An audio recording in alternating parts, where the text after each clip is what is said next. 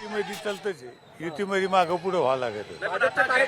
खासदार साहेब, ज्या पद्धतीनं आता महानगरपालिकेत झालं होतं तेच चित्र आता दिसतंय. भाजपचे कार्यकर्ते काय म्हणले काय नाही मला काही माहिती नाही, पण भाजपचे वरिष्ठ नेते होते, शिवसेनेचे पालकमंत्री मी आणि आमचे सगळे आमदार होते, जिल्हा प्रमुख होते, त्याच्यामुळं आमचा सगळा निर्णय झालेला आहे. आता जे इच्छुक आहेत त्यांचा रोष आता पत्करावा लागेल तुम्हाला. नाही, रोज पत्काराचा विषय नाही. मला एक सांगायचं की त्यांचे सगळे प्रमुख नेते होते ना, त्याच्यामुळं काही विषय नाही. तुम्ही कुण्या ठिकाणी पाणी सोडलंय ज्या तुम्हाला पाहिजे होत्या जागा?